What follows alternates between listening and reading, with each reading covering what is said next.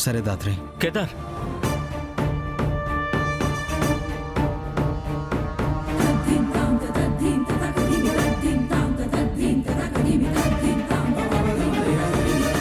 ఏమైంది మావి గారు? ఆ? ఎందుకంత టెన్షన్ పడుతున్నారు? అది ఇందాక వచ్చింది లేటు, మళ్ళీ ఇక్కడి నుంచి టైంపాస్ చేస్తున్నారా? నిషిక టయానికి మాత్రలు వేసుకోవాలా? ఆ మాత్రం తెలీదా అమ్మి? మీరు పొద్దున పోయి ఇప్పుడొస్తే వంట చేసేది ఎవరు? అరగంటలో అన్ని చేసేస్తాను అత్తయ్య గారు. అప్పటి వరకు నేను ఆకలితో ఉండాలా? ముందు వెళ్ళి నాకు ఆరెంజ్ జ్యూస్ తీసుకురా. సరే. ఇందాకేదో చెప్పబోయారు. అది మీ తాత. ఇదిగో అబ్బే, నీకు రొంతైనా మనసుండదా? నీతో పాటే కదా ఆ అమ్మే జగదాత్రి కూడా కష్టపడుతుంది. ఒక్కతే పోయి పని చేస్తా ఉంటే సాయం చేద్దామని కూడా లేకుండా ఇక్కడే మాట్లాడుతా ఉండావు. ఎందుకో కంగారు పడుతున్నారు పిన్ని. ఏమైందో కనుక్కుంటున్నాను. మావయ్యకి ఏం కాలేదు, మామూలుగానే ఉన్నారు. ఏమైనా ఉంటే మేము చూసుకుంటాం. నువ్వు వెళ్ళొచ్చు.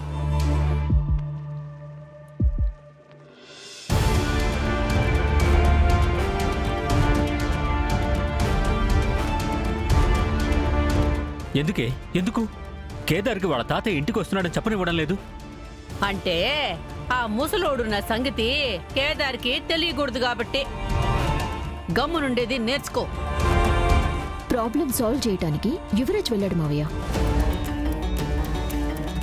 పాపం ఆ పెద్దయిని ఏం చేయబోతున్నారే? ఏమిటికి? నీ ప్రేయసి తండ్రికి ఏమనైతే నువ్వు తట్టుకోలేవా?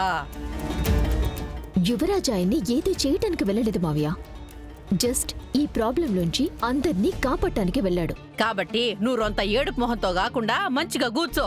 పదమ్మి. ఓకే నస్సా.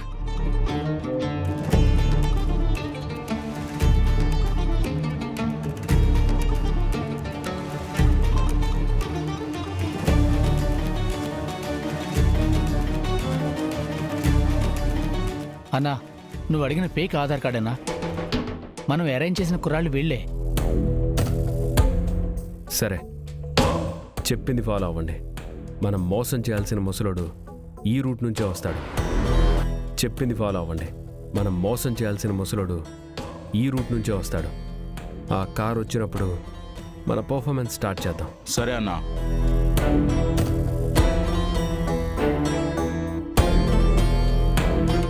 దాత్రి, నిషి వాళ్ళని చూస్తుంటే నీకేమైనా డౌట్ వచ్చిందా?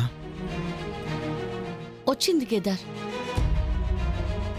మావే ఏమో డల్గా ఉన్నారు, నిషి వాళ్ళు టెన్షన్ పడుతున్నారు. అవును, నాన్న మనతో ఏదో చెప్పాలని చూస్తుంటే వాళ్ళు చెప్పనివ్వకుండా చేస్తున్నారేమో అని అనిపిస్తోంది. ఇందాక వచ్చింది లేటు. అదే జరుగుతున్నట్టుంది కేదార్. మావయ్య గారు ఒంటరిగా ఉన్నప్పుడు అసలేమైందో అడిగి తెలుసుకుందాం. సరే.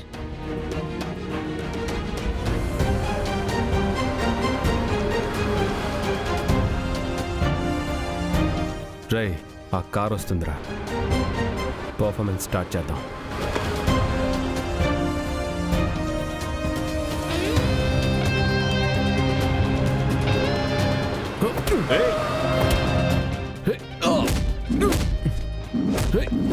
అయ్యో బాబు, ఆగండి.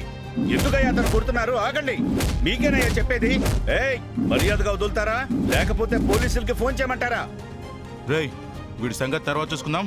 పదరా. సార్, చాలా థ్యాంక్స్ సార్. మీరు లేకపోతే ఇవాళ నేను మా ఫ్యామిలీ రోడ్డు మీద పడేవాళ్ళం. పర్లేదు బ్రో, నువ్వు వెళ్ళు. బాబు, ఆ ఇద్దరు నిన్ను కొట్టు వెళ్ళారు. ఇతనేమో థ్యాంక్స్ చెప్పి వెళుతున్నాడు. అసలు గొడవేంటి బాబు? అతను బ్యాంకులో నుంచి డబ్బులు తీసుకొని బయటికి రాగానే ఆ ఇద్దరు రౌడీలు కత్తులు చూపించి బెదిరించి డబ్బులు తీసుకొని వెళ్ళిపోయారు సార్. అందుకే వాళ్ళ వెంటపడి ఆ బ్యాగ్ లక్కీగా అతనికి ఇచ్చాను. అందుకే నన్ను కొడుతున్నారు. నీ రావడం ఆలస్యం అయ్యి వాళ్ళు నేనేదైనా చేసుంటే అప్పుడు నీ పరిస్థితి ఏంటి బాబు? కళ్ళ ముందు అన్యాయం జరుగుతుంటే చూస్తూ ఎలా సైలెంట్గా ఉండగలను సార్?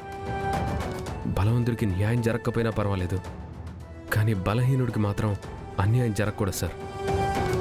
నీ మాటలు వింటుంటే 25 ఏళ్ల క్రితం చనిపోయిన నా కూతురు మాటల్లాగే ఉన్నాయి బాబు. ఇవి నీ కూతురు మాటలేరా ముసలోడా, నిన్ను నమ్మించడానికే చెప్పా.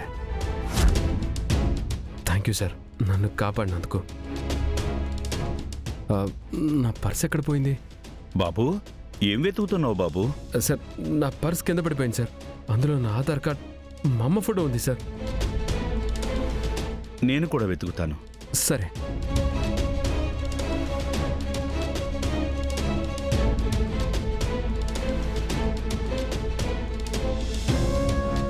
దాత్రి, ఉమ్, నాకు ఆ తాతయ్య గారికి పూర్వజన్మలో ఏదైనా సంబంధం ఉందంటావా? అయ్యో నువ్వింకా ఆ తాతయ్య గురించి ఆలోచిస్తున్నావా? ఆలోచించకూడదు అనుకుంటూనే మళ్ళీ మళ్ళీ ఆలోచిస్తున్నాను దాత్రి. ఎందుకో ఆయన్ని చూడగానే మనసుకి ప్రశాంతంగా అనిపించింది, ధైర్యంగా ఉంది.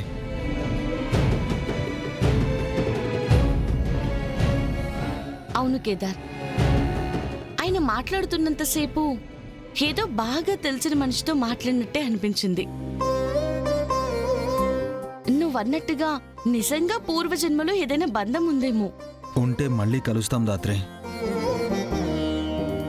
అప్పుడు ఆయనకి నేను ఎక్కడైనా పరిచయం ఉన్నానేమో, మా ఇద్దరి మధ్య ఏదైనా బంధం ఉందేమో. తప్పకుండా అడుగుతాను.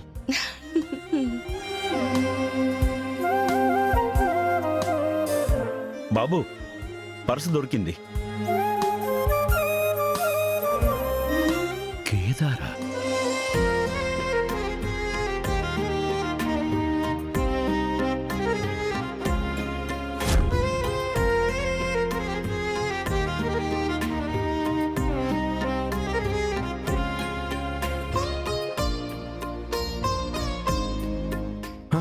దొరికిందా సార్? థ్యాంక్ యూ సార్, ఇవ్వండి. అవును, నీ పేరు కేదారా? అవును సార్, మీకెలా తెలుసు? మీ అమ్మ పేరు సుహాసిని. సుహాసిని. మా అమ్మ పేరు మీకెలా తెలుసు సార్? మా అమ్మ మీకెలా తెలుసు? తను నా కూతుర్రా. నేను నీ తాతనరా. మీ తాతయ్య నాన్న, మీ తాతయ్యని. జస్ట్ మిస్ రా, అదృష్టవంతుడివి. నీకోసమే నేను వెతుక్కుంటూ సుధాకర్ ఇంటికి వెళ్తున్నాను. నువ్వే కనిపించావు. కాదు, ఆ దేవుడే నిన్ను నాకు కనిపించేలా చేశాడు. రే, నువ్వు నా మనవడవంటే నేను నమ్మలేకపోతున్నాను రా. ఒరే, నువ్వేమనుకోనంటే ఒక్కసారి నీ వీపు మీదున్న పుట్టుమచ్చ చూపిస్తావా? సరే.